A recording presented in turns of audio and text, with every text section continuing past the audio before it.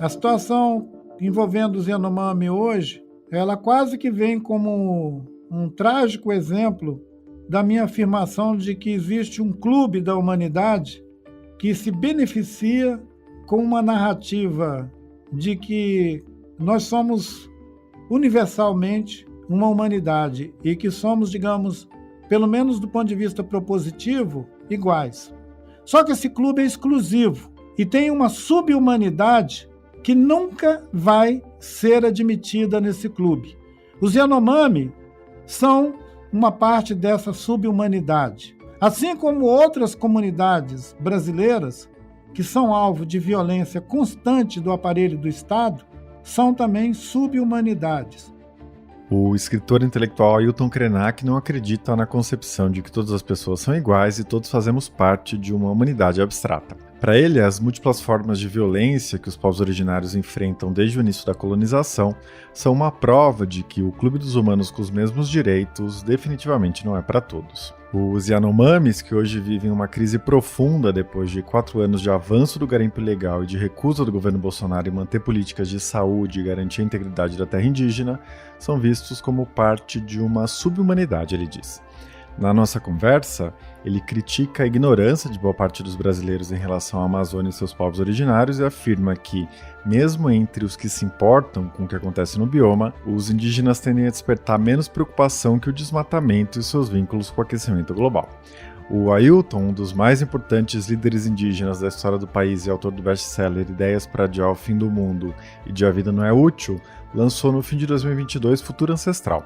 O novo livro propõe que o futuro, visto como uma ilusão criada pelos brancos ocidentais, depende hoje de uma reconexão com as memórias da Terra e com o legado dos nossos antepassados. Em meio à possibilidade de extinção e de fim do mundo, ele defende ser preciso abraçar a ideia de que a vida selvagem não cabe em um planejamento urbano que separa a cidade dos ecossistemas vivos, nem em uma educação que formata as crianças para competir no mercado de trabalho.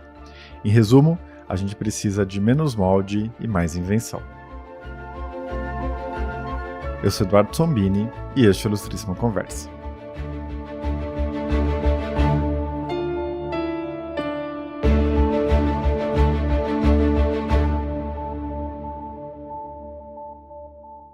Ailton, seja muito bem-vindo ao Ilustríssima Conversa. É uma honra ter você aqui.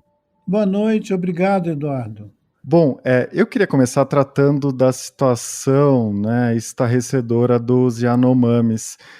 Na semana passada, uma reportagem, do Sumaúma indicou que 570 crianças, morreram de causas evitáveis ao longo do governo Bolsonaro. E no fim de semana, o presidente Lula teve na terra indígena, em Roraima, com uma comitiva de ministros. E, finalmente, depois de tanto tempo, as imagens de crianças, de idosos desnutridos, muito doentes, gerou comoção. Eu digo finalmente porque a tragédia humanitária dos Yanomamis não é uma grande novidade para quem acompanha o assunto. As organizações indígenas estão denunciando há anos essa situação, a imprensa noticiou a explosão do número de garimpeiros na terra indígena, a exploração sexual de meninas e de mulheres, etc. E tudo isso era de conhecimento de alguma forma das autoridades em Boa Vista e em Brasília.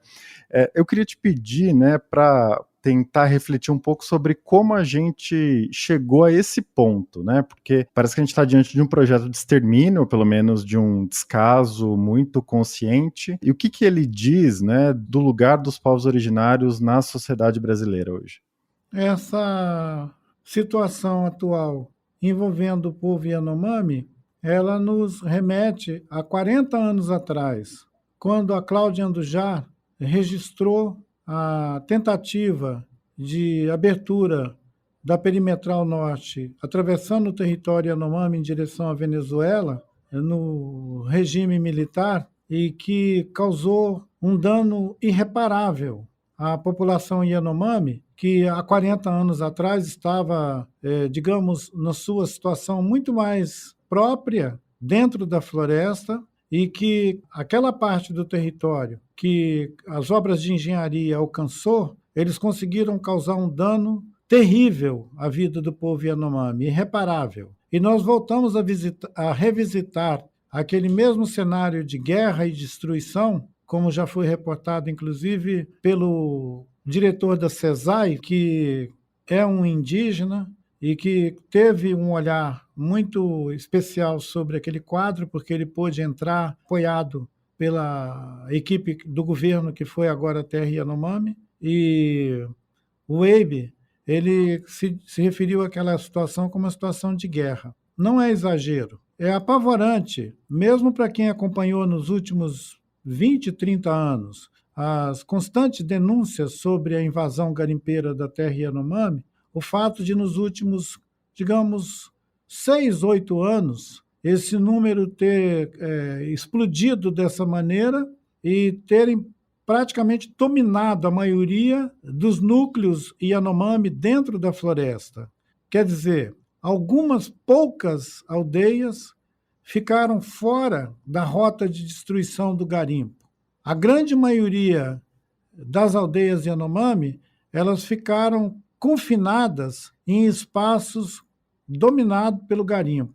Já foi mais de uma vez descrito por diferentes palavras e denúncias que os garimpeiros propositalmente isolaram as aldeias. Mesmo aquelas que eles não destruíram, eles isolaram com a atividade garimpeira ao redor, espantando a caça, envenenando as águas, impedindo o suprimento aos Yanomami, inclusive através do cerco às equipes de saúde. Além da grave denúncia de que os próprios profissionais engajados na equipe de saúde que deveria percorrer essas aldeias tinham sido cooptados pelo garimpo e estavam fornecendo suprimentos que deveriam ser destinados aos Yanomami para os garimpeiros.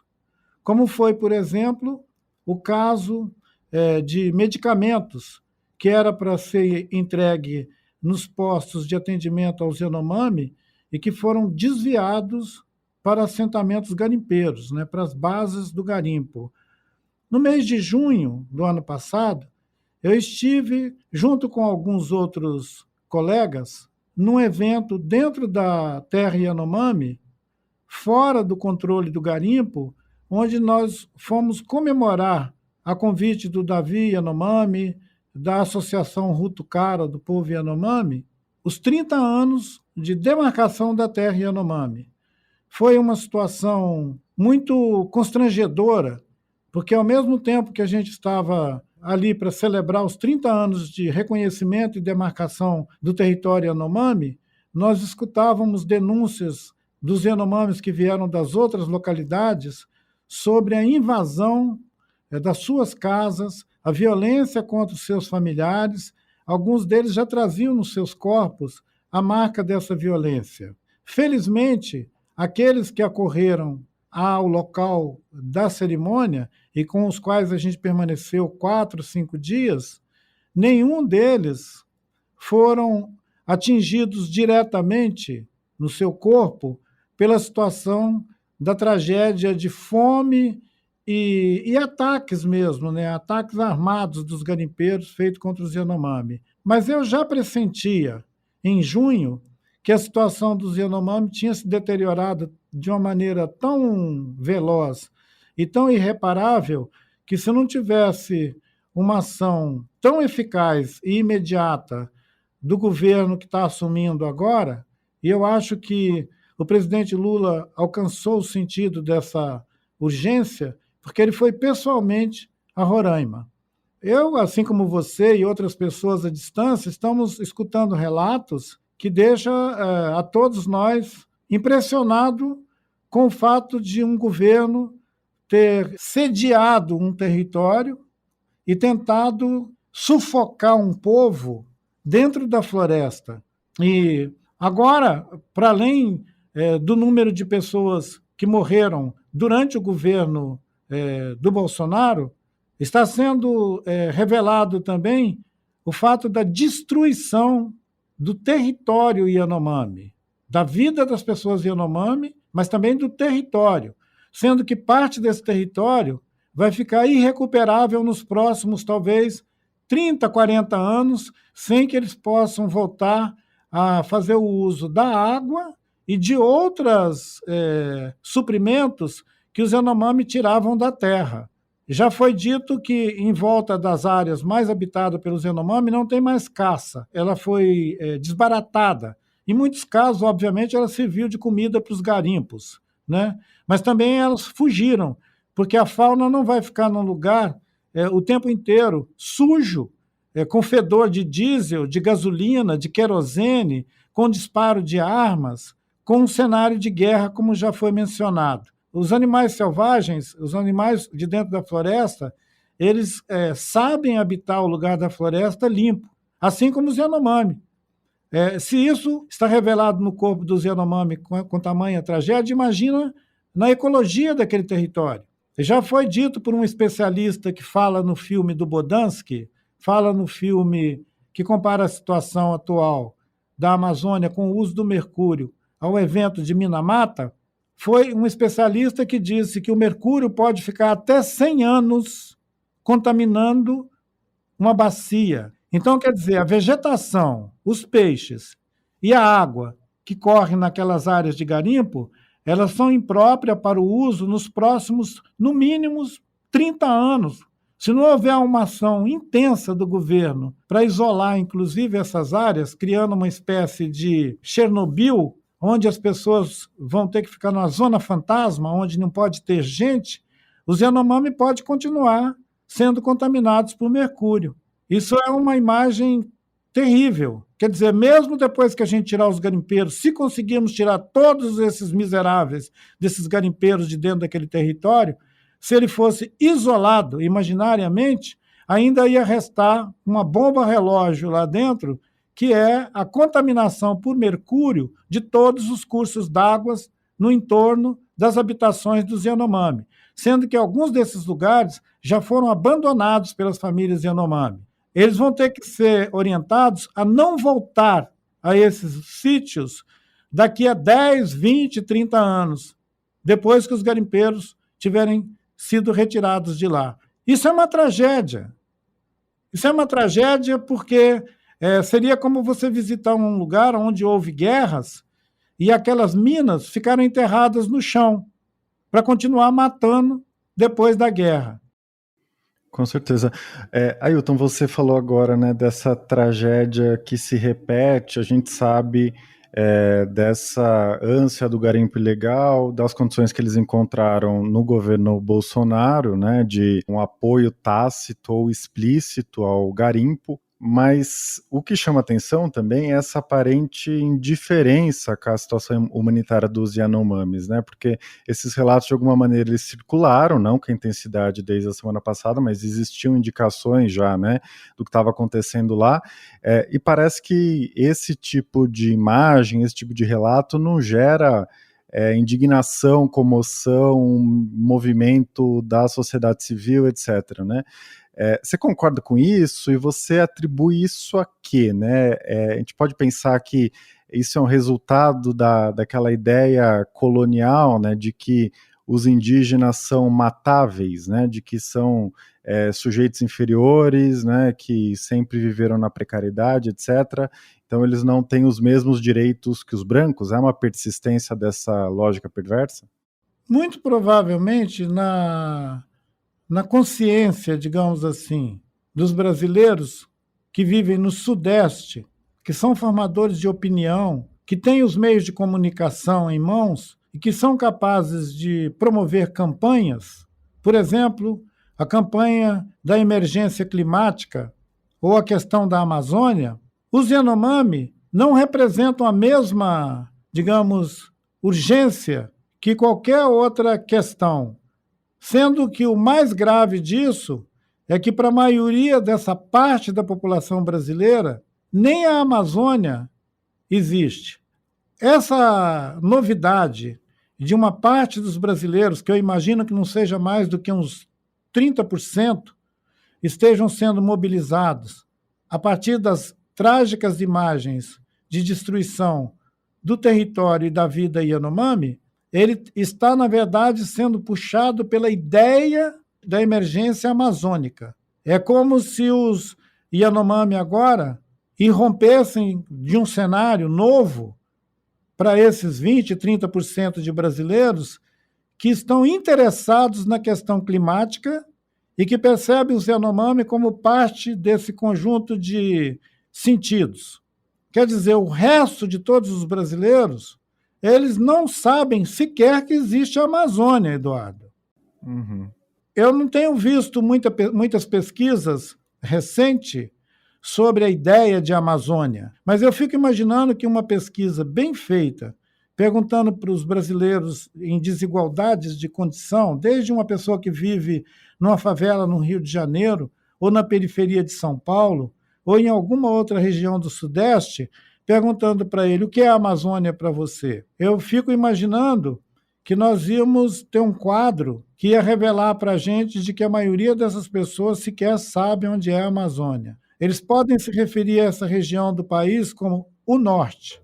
Ah, fulano veio do norte.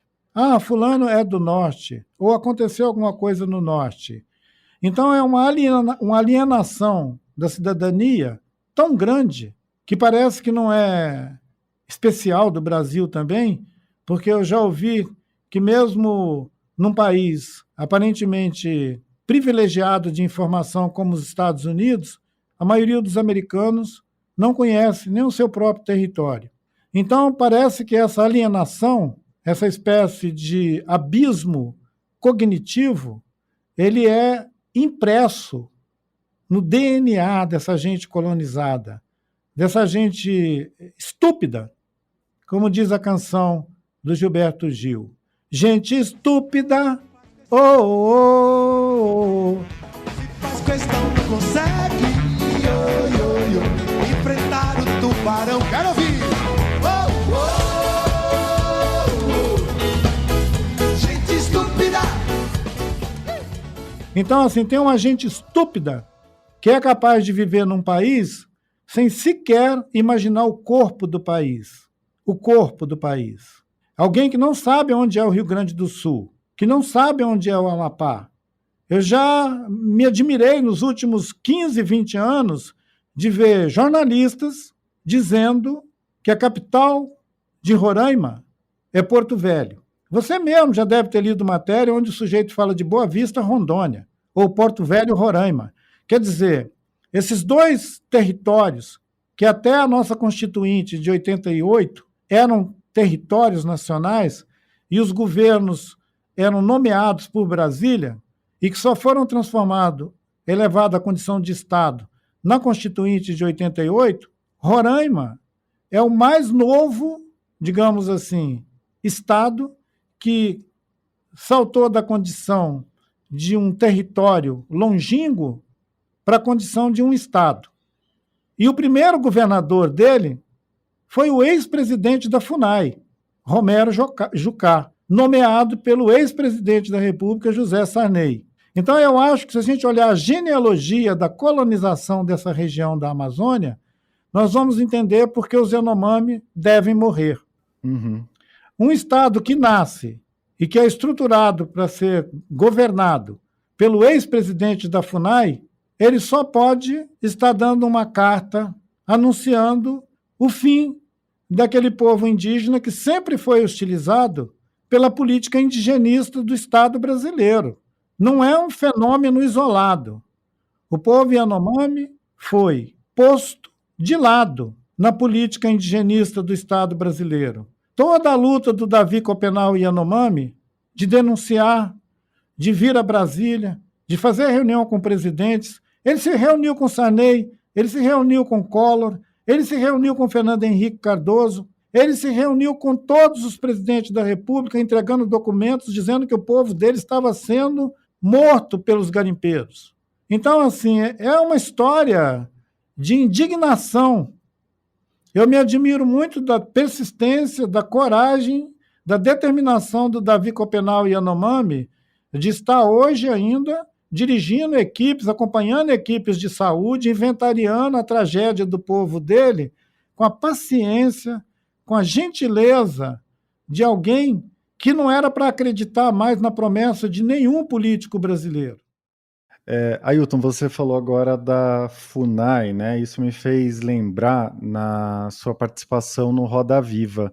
Você diz que a FUNAI é uma agência colonial, né, como você reforçou agora, nos mesmos moldes daqueles organismos que os europeus criaram, né, para reprimir os povos originários na época da partilha da África, e que isso mostra que os indígenas sempre foram vistos, né, pelo Estado como um problema administrativo como tantos outros, e não como povos com direito à autodeterminação, né? E aí nessa resposta no Roda Viva você disse, né, que no lugar da FUNAI a gente deveria pensar num Itamaraty para dentro, digamos, né? Uma forma do Estado se relacionar com as nações indígenas brasileiras por meio da diplomacia, como ele faz com outros países, né?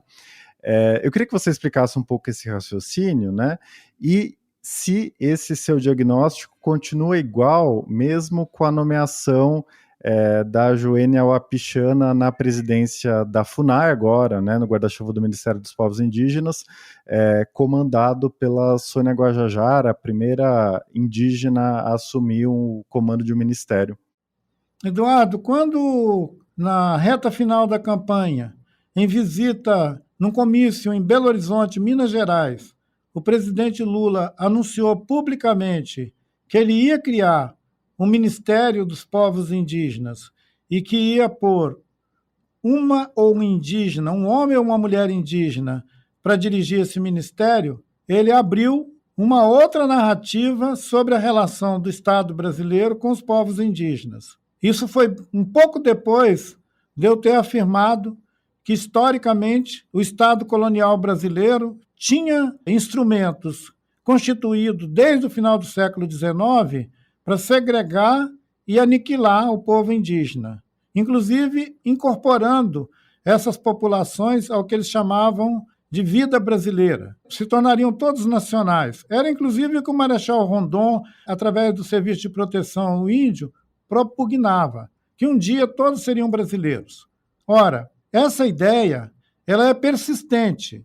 O presidente Lula conseguiu agora tomar uma decisão que rompe com essa histórica tradição brasileira ao nomear uma mulher indígena para um ministério e dar poderes, né, atribuir poderes dentro da República a que essa parte da população brasileira formule suas próprias políticas.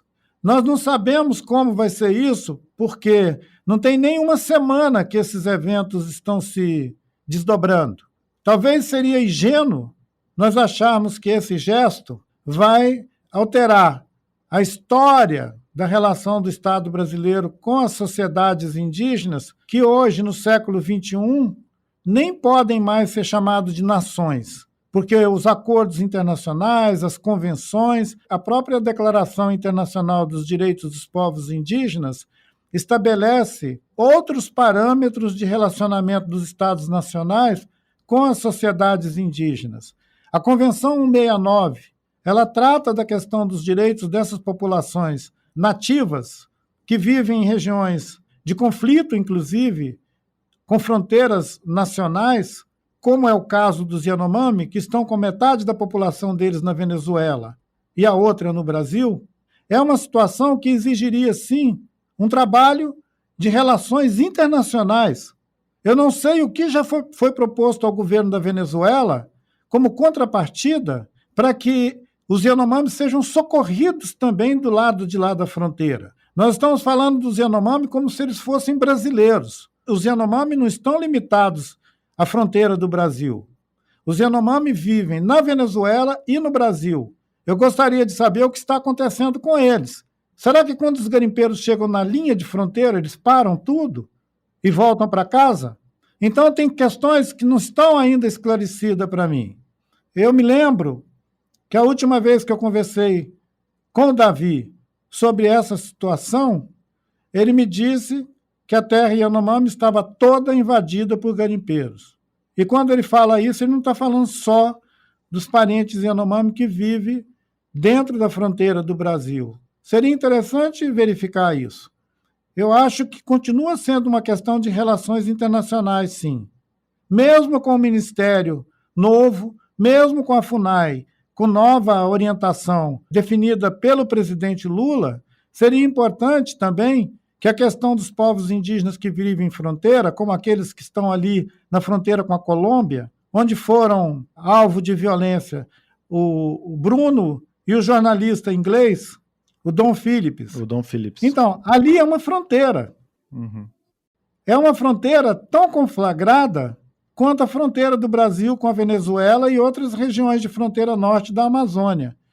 Nós estamos todos agora apavorados com o que está acontecendo em cima da vida dos Yanomami. Mas era muito importante que a gente fosse capaz de olhar o que está acontecendo naquela fronteira norte da Amazônia, naquela região que confronta com a Colômbia, a Venezuela. Como que esses povos indígenas estão ali? Com o Peru. Eu sei que o povo que vive na fronteira do Brasil com o Peru, de vez em quando também sofre ataques de madeireiras e de outros tipos de invasores. Nós temos uma fronteira invadida. É importante aproveitar que o radar está sobre aquela região e que a gente pergunte quem é que está olhando aquela fronteira. São fronteiras ignoradas. E se a vida das pessoas ali cai nesse esquecimento, os garimpeiros se sentem à vontade para matar, destruir, botar fogo, aterrorizar. E foi isso que eles fizeram com os Yanomami. Sem dúvida. Ailton, eu queria passar, né, para uma questão que você discute no livro, que acho que tem bastante a ver com o que a gente já falou aqui, né, que é uma crítica que você faz ao conceito de humanidade, né? Você recusa essa ideia de um ser humano universal, transcendente, né? E faz uma defesa desses sujeitos coletivos, né? Localizados, enraizados, né? Em lugares específicos, que às vezes ultrapassam as fronteiras nacionais, né? Com visões de mundo também particulares, com línguas particulares, etc. Enfim, você faz um grande elogio à diferença e à multiplicidade, né, de formas de existir no mundo, na direção contrária de uma universalidade abstrata, né? Eu queria que você falasse um pouco sobre isso, né? Por que você considera que essa ideia de que todos os humanos são iguais causa tantos danos, né, quase irreparáveis? A situação envolvendo os Yanomami hoje, ela quase que vem como um trágico exemplo da minha afirmação de que existe um clube da humanidade que se beneficia com uma narrativa de que nós somos universalmente uma humanidade e que somos, digamos, pelo menos do ponto de vista propositivo, iguais. Eu entendo perfeitamente a lógica ocidental que potencializa uma ideia de uma humanidade igual como um recurso para projetar meios de promover essa igualdade.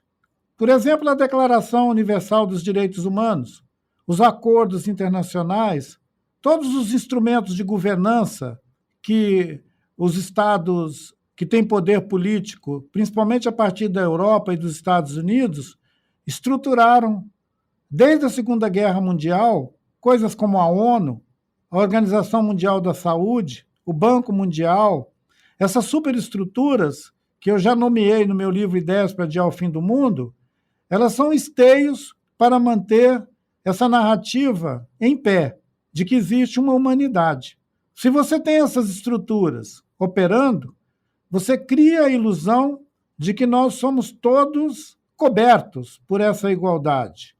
Mesmo aqueles que ainda não alcançaram esse desenvolvimento, esse engajamento no universal, eles vão sim um dia, tem uma promessa de que eles vão. É por isso, inclusive, que existe a ideia de povos desenvolvidos, povos em desenvolvimento. Assim como houve no passado recente uma ideia de primeiro mundo, segundo mundo, terceiro mundo. Era como se a gente estivesse criando camadas de humanidade.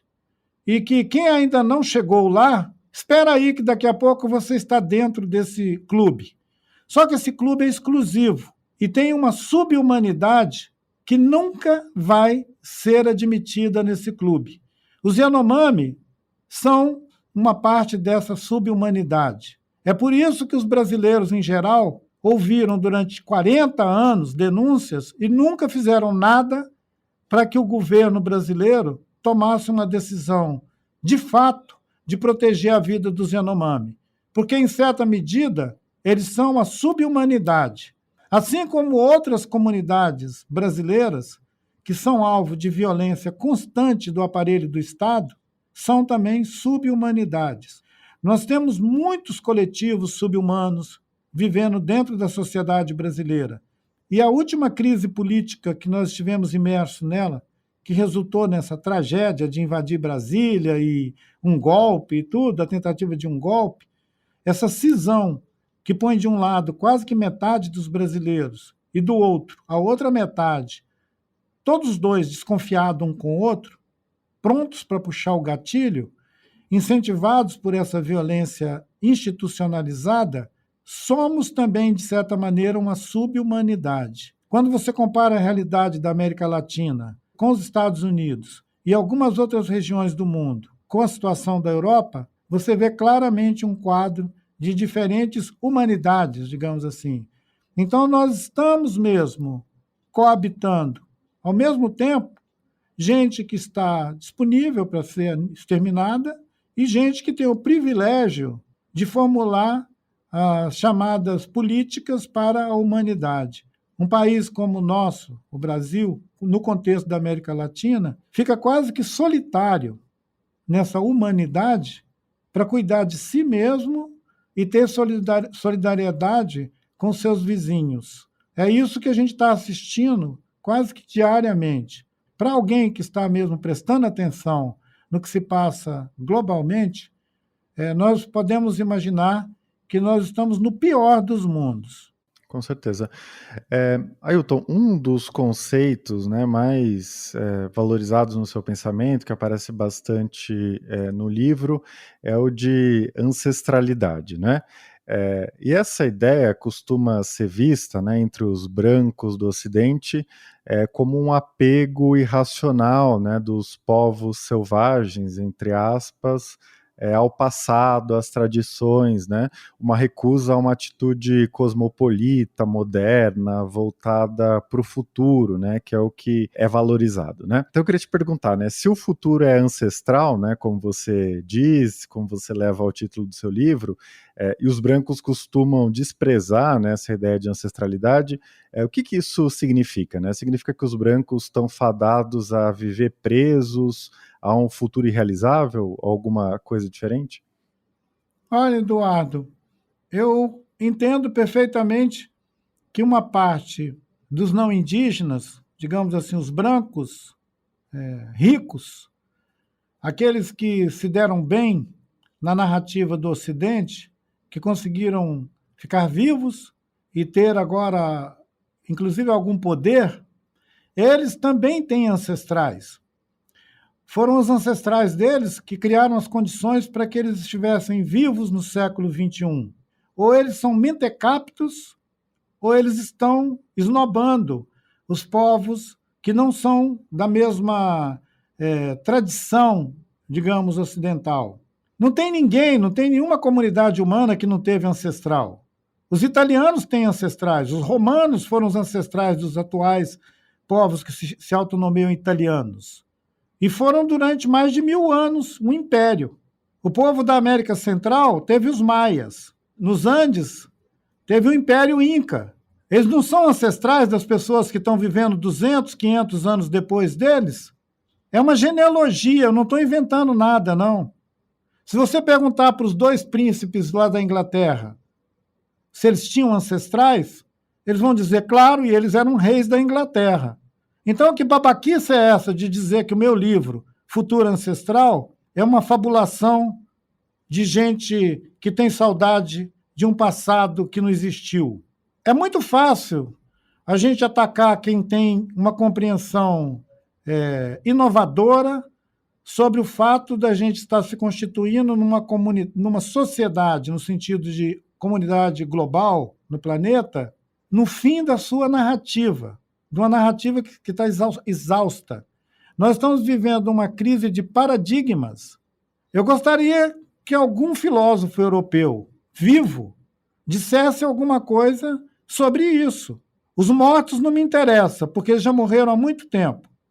Eu queria que algum vivo contemporâneo meu viesse discutir comigo a ideia de contemporaneidade e a ideia de ancestralidade.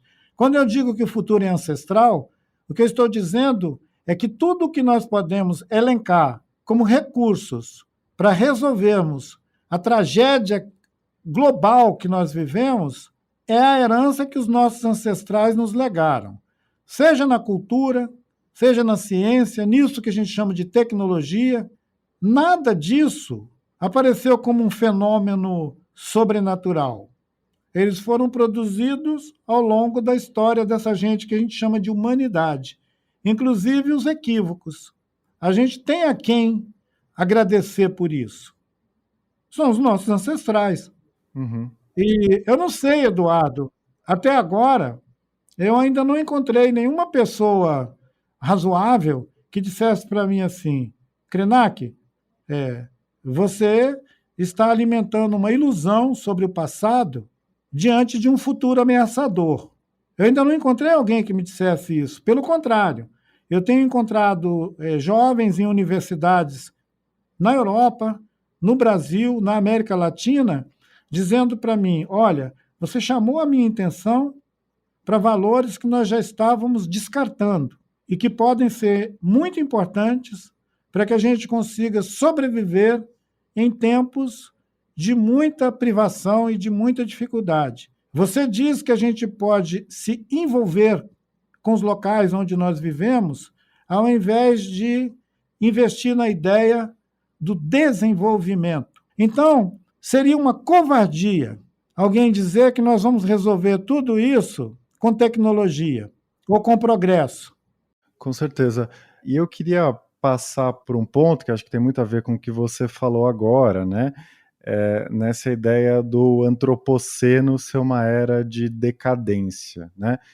De fim do mundo do ponto de vista do imaginário coletivo capitalista, ocidental, mas que essa queda, né, que parece inevitável no seu texto, na sua fala, ela não precisa ser marcada pela ansiedade, pelo medo, pela paralisia, né? Então tem um trecho que você escreve no Ideias para Adiar o Fim do Mundo, que me chamou bastante atenção. Você escreve assim, abre aspas: talvez o que a gente tenha de fazer é descobrir um paraquedas, não eliminar a queda, mas inventar e fabricar milhares de paraquedas coloridos, divertidos, inclusive prazerosos, né? Eu queria que você falasse um pouco sobre isso, né? Como é possível transformar o medo do fim do mundo em, de alguma maneira, prazer?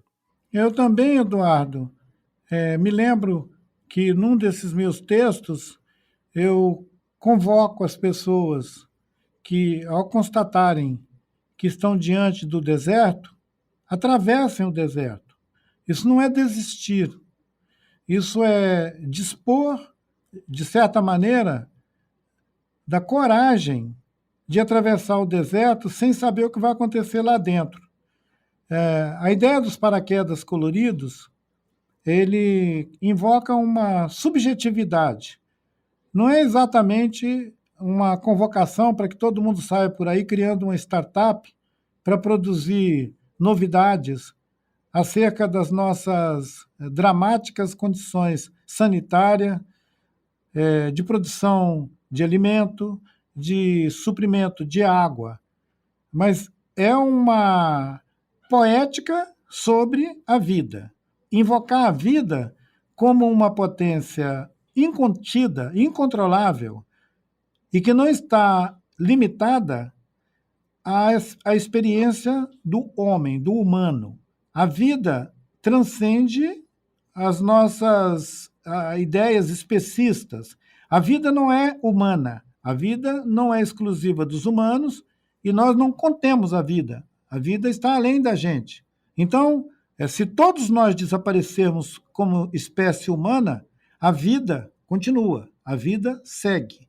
E a vida segue em outros organismos, inclusive em organismos que não são presentes agora, aqui no nosso dispor, digamos assim. Vão ser mudanças, metamorfoses, transformações que o próprio planeta pode produzir, onde o humano não está mais incluído. Paraquedas coloridos é abrir para uma observação sobre a vida extra-humana, a vida nos outros organismos não humanos. O antropoceno, ele deixou escancarada a inviabilidade do projeto Sapiens. Esse coisa do Sapiens que nunca para de progredir, que ele está sempre se reproduzindo tanto do ponto de vista biológico, quanto do ponto de vista da sua ambição de criar mundos. Se a gente comer o planeta Terra, nós vamos colonizar Marte. Alguns sujeitos andam propondo esse tipo de coisa. Andam vendendo, inclusive, projetos de colonização do espaço. Ora, eles não estão impedidos de propor essas ideias malucas. Eu proponho paraquedas coloridos. Ailton, para a gente encerrar, né, eu queria retomar essa tragédia humanitária dos Yanomamis que a gente mencionou antes, que você falou sobre antes, e lembrar de uma passagem, né, do seu livro, inspirada no Antônio Bispo dos Santos, né, que você defende que não pode existir conciliação no Brasil se a gente não reconhecer a brutalidade, né, que os povos indígenas e outros grupos marginalizados, né, sofreram ao longo da história. Ou seja, a gente precisa recusar o coro, né, para a gente se entender como nação, vamos todos fazer de conta que não houve genocídio, né? Você escreve isso especificamente. O mesmo raciocínio vale para os dias de hoje? A gente precisa pensar dessa mesma forma em 2023? Parece que cada dia nos exige pensar além, né? Pensar além daquilo que a gente já foi capaz de alcançar como compreensão dessa complexidade toda que nós estamos metidos. Ninguém pode falar de uma perspectiva única. Tem gente que pensa todo tipo de saída e de solução. Alguns, inclusive, pensam numa solução final para os outros, que é o extermínio. Isso não deixa de ser uma saída. Teve gente pensando isso até outro dia aqui. E nós chegamos a configurar um dilema de você ter a metade da população achando que podia desaparecer com a outra. Quer dizer, se tivesse uma mágica para fazer e a outra desaparecer, muita gente teria feito isso sem pensar. Felizmente, essa mágica não existe. Ela implica um tipo de disputa que está o tempo inteiro sendo reatualizada, o tempo inteiro. O que eu acredito é que a própria ideia de nação, a ideia de que nós somos um país, uma nação, ela precisava ser discutida em outros termos. Os Estados Unidos, que difundiram muito essa ideia do nascimento de uma nação, a fortaleza de uma nação, e como se fosse natural que ela se constituísse numa coisa tão poderosa que influenciasse o mundo inteiro. Essa é a narrativa norte-americana. Eles estão fraturados. Eles não estão conseguindo governar sequer a eles mesmos. Eles tiveram que se retirar das colônias deles, onde estavam sentando míssil em cima de todo mundo. Agora eles tiveram que voltar para casa para tentar manter-se vivos. Então, reproduzir essa narrativa de nascimento de nação parece meio fora de sentido no século XXI. Quando, no final da década de 80, na Europa, eles começaram a imaginar uma União Europeia, eles estavam exatamente buscando dilatar as fronteiras nacionais. Uma União Europeia significa que tem um conjunto de povos que eram nações e que agora é uma União Europeia. Ainda bem que, de novo, aqui no Brasil, voltou a se imaginar uma possibilidade de países da América do Sul, de países da América Latina, transpor a ideia limitada de fronteiras e pensar a governança e a gestão desses territórios e desses recursos compartilhada. Na América Andina, nos Andes, já se discute há muito tempo o novo constitucionalismo latino-americano, onde definitivamente a ideia dos estados coloniais já perdeu muita força. A plurinacionalidade é a narrativa que se imprime desde o Equador até o Chile e a Argentina. O Brasil ainda estava atrasado nesse debate e ficou muito retrógrado. Tomara que agora o Brasil consiga, pelo menos, alcançar o debate sobre o pluralismo, sobre a necessidade de repensar esses estados coloniais que foram implantados aqui. E a ideia de uma nação, eu acho que cada vez mais as novas gerações vão botar isso em questão. Isso é uma ideia ultrapassada pela realidade ecológica do planeta, porque se não fosse assim, a Europa não estava preocupada com a conservação da Amazônia. Eu sei que tem gente que fala, os europeus não têm que dar opinião sobre a Amazônia. Ora, eles respiram e eles estão interessados no oxigênio que essa região do planeta proporciona a todo mundo. A chuva, a água, tudo que essa região do planeta proporciona à humanidade interessa sim. Interessa, inclusive, aqueles que ganham muito dinheiro produzindo soja e minério nessa região do mundo. Porque é com isso que eles se enriquecem, vendendo essa parte do planeta para aqueles que precisam. Então, tem que rever essa história, como diria, essa história fabulosa de que nações são independentes, que são soberanas e que têm fronteiras. Isso é uma história do século XIX. Perfeito. Ailton, a gente precisa encerrar, eu poderia continuar te fazendo perguntas aqui, mas não quero tomar mais o seu tempo. Queria agradecer muito a sua participação, foi um prazer enorme receber você aqui. Eduardo, desculpa de eu estar falando com você com essa correria também. Tomara que não tenha ficado uma coisa muito histriônica, assim, do Ailton xingando e esperneando. Eu não sou assim, né? Não precisa se preocupar. Para recapitular, o Ailton Krenak é autor de Futuro Ancestral, que foi publicado em dezembro pela Companhia das Letras. Este foi o Ilustríssima Conversa. Eu sou Eduardo Sombini e a edição de som foi feita pelo Rafael Conkle. Se você tiver comentários, críticas ou sugestões, fique à vontade para me escrever. Pode ser pelo Twitter ou pelo Instagram, ou pelo meu e-mail, que é o eduardo.sombini@grupofolha.com.br. Eu também deixo um convite para você avaliar a gente no Spotify, no Apple Podcasts ou no seu tocador preferido, e também indicar este ou algum outro episódio para alguma pessoa que ainda não conhece o Ilustríssima Conversa. A gente se vê daqui a 15 dias. Até lá!